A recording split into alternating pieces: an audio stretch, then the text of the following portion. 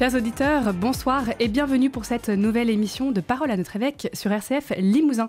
Je suis avec Monseigneur Pierre-Antoine Bozo, évêque de notre diocèse, pour faire un retour sur l'actualité. Bonsoir Monseigneur. Bonsoir Marie-Flore. Alors Monseigneur, la semaine dernière, vous avez proposé aux prêtres du diocèse de vivre un temps fraternel en Auvergne. Vous avez eu l'occasion de visiter la cathédrale de Clermont, le stade de rugby, de manger du Saint-Nectaire. Alors comment avez-vous vécu ce temps fraternel ? Avec beaucoup de joie, il me semble que c'est la 4e ou 5e édition. En fait, depuis que je suis arrivé comme évêque de Limoges, je crois que c'est une bonne idée, ou en tout cas une idée que j'ai reprise dans le diocèse de Sées, dont je venais, de proposer ce temps qui soit hors du diocèse d'abord, pour les prêtres avec l'évêque, et puis avec une dimension un peu melting pot, où vous venez d'évoquer le fait de déguster du Saint-Nectaire et de visiter la cathédrale. Le but, c'est au fond, à chaque fois qu'on se revoit entre prêtres ou avec les prêtres, au conseil presbytéral ou dans les différentes réunions qui nous sont données de vivre ensemble, c'est souvent pour des choses, des choses de réflexion pastorale qui est importante, et c'est le sens profond de nos vies données au Seigneur et dans son Église. Mais il faut aussi, je crois, honorer simplement la fraternité, l'humanité toute simple des prêtres, et permettre ainsi un temps qui soit un peu de vacances, mais ensemble pour soigner la fraternité. Finalement, nous n'avons pas tant d'occasions de nous revoir tous ensemble, et quand nous le faisons, c'est toujours de manière un peu minutée, et puis encore une fois, vraiment dans une perspective de travail. Là, c'est gratuit, on prend son temps, il y a eu 2 jours et demi, il y a le voyage en bus, on prend les repas ensemble, on était très bien accueillis à Clermont-Ferrand, au Pignolet, dans une maison qui est une maison Michelin, qui a été donnée, enfin en tout cas reprise par l'Institut Notre-Dame de Vie. Donc on a eu aussi le temps d'échanger un peu gratuitement un soir. Il y a eu une soirée qui était un peu soirée jeux de cartes et autres jeux de société. On a eu une belle petite conférence sur Blaise Pascal, puisque c'est le 4e centenaire de sa naissance. Et puis des choses très variées, avec à la fois une dimension spirituelle.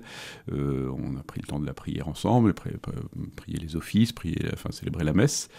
Et puis la dimension culturelle, la visite d'église, des très belles églises, la cathédrale de Clermont-Ferrand qui est très belle, l'église Notre-Dame du Port, l'église d'Orcival, la basilique d'Orcival aussi, des très beaux lieux, des hauts lieux de l'Auvergne, et puis des choses une autre face de la culture, le sport. On a passé quasiment une après-midi à l'ASM, l'association sportive montferrandaise, dont j'ai appris que c'est autrefois l'association sportive Michelin, mais en 1925, figurez-vous, une loi a interdit aux associations de porter le nom d'une entreprise pour ne pas trop, pour laisser un peu de gratuité dans le sport, disons.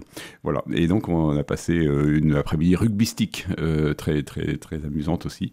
Voilà. Donc c'était un temps très très complet, très riche.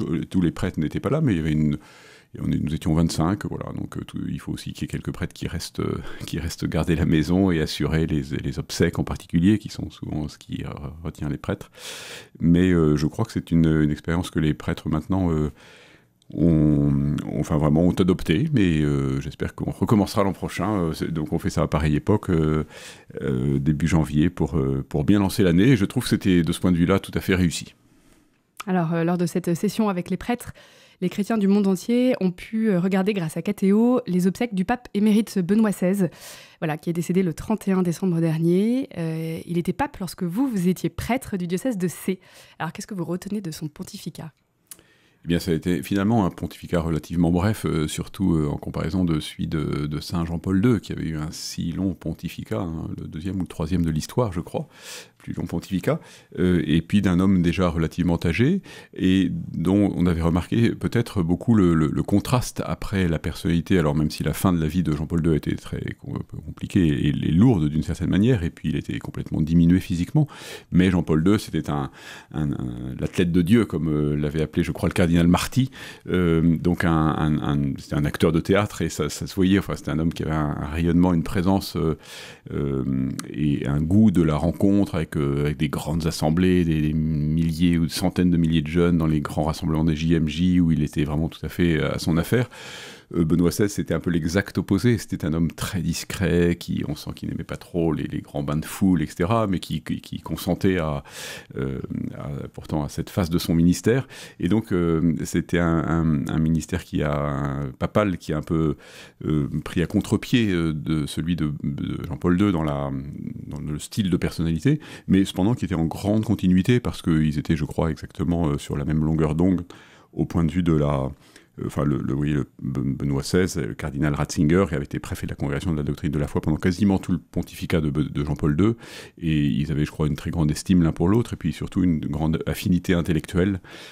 Donc il n'y a pas eu de changement radical. Puis d'ailleurs, la barque de l'Église ne peut pas comme ça avoir de changements trop rapides et trop radicaux. Donc ça a été un ministère pontifical, je crois, qui a bien trouvé sa suite, même si le style d'homme a changé après celui de Jean-Paul II, et qui était une très belle transition vers celui du pape François. Je crois que là, on voit vraiment la providence à l'œuvre dans cette succession de personnalités à la fois très très marquantes, Jean-Paul II, Benoît XVI, François, et cependant si différentes.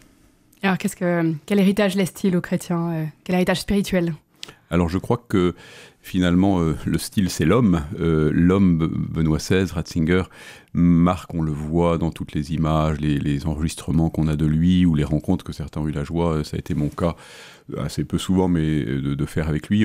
Un homme empreint d'une très grande bonté, tout le monde vante son humilité, et de fait ça se voyait, ça s'entendait dans sa manière de parler. C'était un homme assez intérieur, et donc c'est ça, un style d'humanité très humble, qui est la juste relation à Dieu finalement et aux autres. Et probablement on peut recevoir cette leçon déjà de lui. Si nous étions tous un peu plus humbles dans notre manière de nous situer, de nous positionner, et dans notre relation à Dieu et dans notre relation aux autres, probablement que beaucoup de choses sur cette terre iraient mieux, et peut-être aussi dans notre Église, où souvent une forme d'orgueil, d'affirmation de soi peut compliquer les relations humaines. Voilà. Et donc je retiens d'abord cela, de cette très belle humanité du pape Benoît XVI, qui n'était pas un homme c'était pas l'homme de la manifestation de soi, hein. C'était vraiment un homme effacé.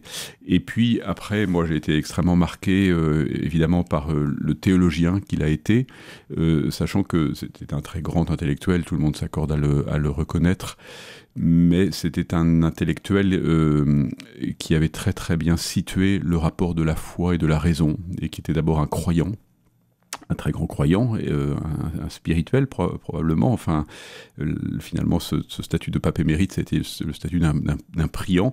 Le fait qu'il soit resté dans le Vatican, vous voyez, il a continué d'une certaine manière son ministère autrement, en intercédant pour l'Église, en priant, en offrant sa vie pour elle. Et donc sa manière de faire de la théologie, ça a été celle d'un homme qui a utilisé toutes les très vastes capacités de son intelligence et puis de sa culture, parce que c'est aussi une génération d'hommes extrêmement cultivés. Il avait une connaissance d'abord des langues, d'un nombre de langues impressionnant, même si il ne maîtrisait pas comme Jean-Paul II les langues slaves, mais en tout cas les langues occidentales, bien sûr. Et donc une très vaste culture, une très vaste intelligence qu'il a mis vraiment au service à la fois de l'intelligence de la foi des chrétiens, des catholiques, mais aussi au service du dialogue. C'était, contrairement à certaines caricatures qu'on a pu donner de lui, c'était vraiment un homme de dialogue. Il n'avait pas peur de rencontrer des personnes complètement athées, qui ne partageaient pas du tout la foi de l'Église catholique, mais aussi d'autres religions, des chrétiens non catholiques, avec une grande liberté intérieure qui lui venait de la profondeur de sa foi, et qui vraiment favorisait, je crois, la rencontre.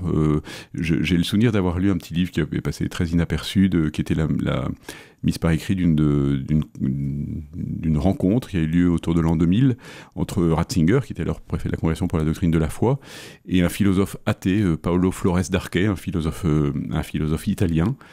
Et c'est très très beau de voir que c'est toujours le Benoît XVI qui ramène au-delà des petites querelles de personnes et justement des querelles d'ego qu'il peut y avoir dans ce genre de débat entre intellectuels, qui ramène vraiment la recherche de la vérité. Voilà. Et donc je crois que ce qu'il laisse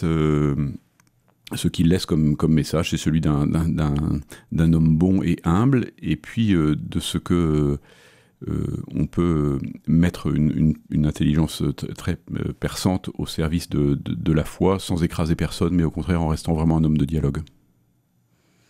Alors ce soir, vous allez inaugurer et bénir la Maison des Jeunes qui a ouvert ses portes en septembre 2022, place des Carmes. Charlène Jugy, qui est animatrice de la maison, accueille les jeunes de 11 à 18 ans, 4 jours par semaine, et propose diverses animations, activités et temps spirituels. Alors en quoi ce projet vous tenait-il à cœur ?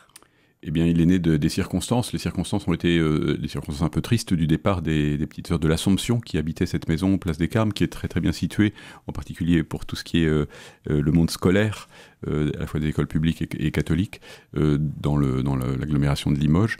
Et donc le départ de ces petites sœurs nous a obligés à nous interroger sur ce qu'on allait faire de leur maison, qui était leur propriété, mais qu'elles ont accepté de manière très généreuse de nous vendre à un prix plutôt intéressant pour nous, en dehors duquel nous n'aurions pas pu acquérir cette maison, et de la transformer avec à la fois ce que vous venez de dire, vraiment une maison des adolescents. Enfin, le mot est pas très joli, il faudra peut-être en trouver un autre, peut-être il y en a-t-il déjà un autre, il faudra trouver un nom à cette maison, mais c'est vraiment la maison pour les collégiens et lycéens, qui alors pour moi ça tient à cœur au sens où il faut des lieux de visibilité, d'identité, vous voyez, d'identification. Des jeunes chrétiens doivent pouvoir ici trouver un lieu où ils sont accueillis, quel que soit leur degré d'avancement dans la foi, et puis aussi les copains peuvent amener leurs amis de l'école qui ne sont pas du tout croyants pour leur proposer de rencontrer, de réfléchir, de prier, pourquoi pas. Et donc je crois que simplement le fait qu'il y ait un lieu identifié où des jeunes puissent un après-midi où ils n'ont pas cours, ou pendant le moment du repas, s'ils peuvent quitter l'école à ce moment-là, se retrouver un peu gratuitement, et puis avoir là aussi des témoins de la foi. Alors Charlène est une toute jeune un peu recommençante, donc c'était aussi, elle a un très bel enthousiasme, mais il y a aussi le père Emmanuel Renaud qui est nommé aussi au service de ce lieu, donc un jeune prêtre qui est attentif à l'évangélisation des jeunes. Sœur Claire, qui est responsable de la pastorale des jeunes, y est pas mal présente, et du coup il y a pas mal de passages aussi d'adultes, de chrétiens, des différents types de vocations. Donc c'est un beau lieu de rencontre. Et puis une grâce de cette maison, c'est que ça c'est le rez-de-chaussée que nous avons aménagé ainsi, et le premier étage, qui était le lieu où les sœurs avaient leurs cellules, a été transformé assez facilement en logement d'étudiants. Il n'y avait pas encore de colocation d'étudiants avec un projet chrétien à Limoges. Et donc, il y a 8 chambres pour des étudiants au premier étage de cette maison, et qui se sont remplies dès le début septembre, ce qui montre que ça répondait certainement à une attente des étudiants. Donc, il y a 8 étudiants qui mènent une vie commune, avec une petite exigence de prière.